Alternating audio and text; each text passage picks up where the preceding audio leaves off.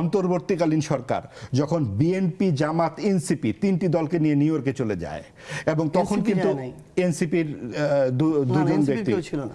আক্তার হোসেন গিয়েছিল নিউ ইয়র্কে। মাহবুব আজিজ, আপনি মনে হয় কিছু বলতে চাইছিলেন? জি, আমি ওই প্রসঙ্গে একটু সংক্ষেপে একটু বলতে চাই যে এই যে ভাষিক যে পরিস্থিতি নিয়ে আমরা আলাপ করলাম, এটা আসলে একটা ভাষিক বিশৃঙ্খলা এবং এটা নতুন নয়। এইটা এই 24-এর পরে এই 18 মাসে যে এই ঘটনাটি ঘটেছে তা নয়। আমরা যদি একটু পেছনে ফিরে তাকাই, 1963 সালে রবীন্দ্রসঙ্গীত নিষিদ্ধ হবার একটা চেষ্টা করা হয়েছিল এবং তখন বলা হয়েছিল বাংলা হচ্ছে ভারতীয় হিন্দুত্ববাদী ভাষা এবং সেইটাকে সহি করতে হবে, পবিত্র করতে হবে এবং সেই কারণে উর্দু শব্দ সেখানে ঢুকিয়ে দেওয়া হয়েছিল। হ্যাঁ, অনেক ধরনের শব্দ। এবং তখন শামসুর রহমান একটা কবিতা লিখেছিলেন, বর্ণমালা আমার দুঃখিনী বর্ণমালা। সেখানে 3টি লাইন আছে, তোমার মুখের দিকে এখন যায় না তাকানো, এখন তোমাকে ঘিরে শ্যাকরার ঠুকঠাক খিস্তি খেউরের পৌষ মাস, বর্ণমালা আমার দুঃখিনী বর্ণমালা। এই খিস্তি খেউর কি আমরা এখন শুনিনি? গত 18 মাস আমরা শুনিনি। এই খিস্তি খেউরগুলো এখানে আমি উচ্চারণ করতে চাচ্ছি না। যে শব্দগুলো মঞ্চে বলা হয়েছে, তারা বলা হয়েছে এটা হলো স্বৈরাচারের বিরুদ্ধে এই সব উচ্চারণ। স্বৈরাচারকে কি আমরা আহ্লাদ করে কথা বলবো? তাহলে এই যে শব্দগুলো, স্বৈরাচারকে যখন এই গালিগুলো দেওয়া হলো, সেটা কিন্তু জুলাই আগস্ট দিতে হয়নি। তখন কণ্ঠে গান ছিল। তখন কে নারী কে পুরুষ সেই প্রশ্ন উঠেনি।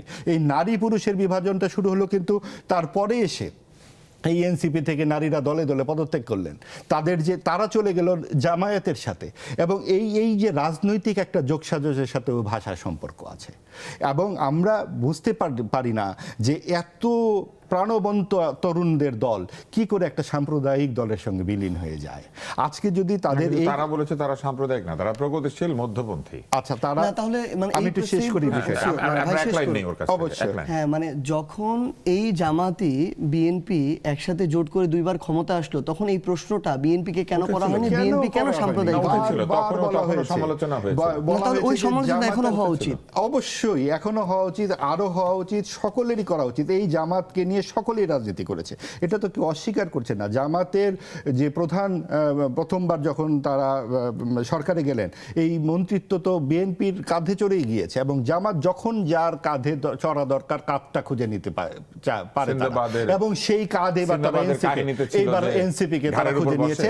এনসিপির মতো একটা চমৎকার তারুণ্যদীপ্ত শক্তিকে তারা নিয়েছে, কারণ হচ্ছে 71-এর এই যে বিতর্কিত ভূমিকা তারা ফিল্টার করে নিতে চেয়েছে এবং এনসিপিকে তারা যদি পকেটে নিয়ে নিতে পারে তাহলে তাদের এই 71-এর যে বিতর্কিত ভূমিকাটা মানুষ ভুলে যাবে।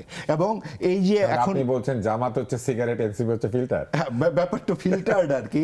এটা এই বিষয়টা হচ্ছে যে আমাদের সামনে যে একটা বড় রকমের রাজনৈতিক বিভাজন আমরা দেখতে পাচ্ছি, যে আওয়ামী লীগের যে অনুপস্থিতি, বিভিন্ন সঙ্গত অসঙ্গত তাদের কৃতকর্মের ফলে এটা কোনো সমস্যা নাই, এটা আরেকটা বিতর্ক।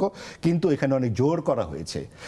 অন্তর্বর্তীকালীন সরকার যখন বিএনপি, জামাত, এনসিপি তিনটি দলকে নিয়ে নিউ ইয়র্কে চলে যায় এবং তখন কিন্তু এনসিপির দুজন ব্যক্তি আক্তার হোসেন গিয়েছিল নিউ ইয়র্কে।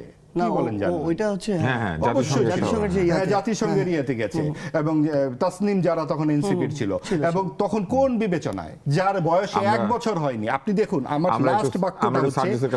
লাস্ট বাক্যটা হচ্ছে এই সব কিছু মিললে আমরা একটা জিনিস খুঁজে পাই, সেটা হচ্ছে ওই 60 দশকের খিস্তি খেউরের পৌষ মাস এবং সেই কারণে ইনকিলাব প্রয়োজন হয়েছে।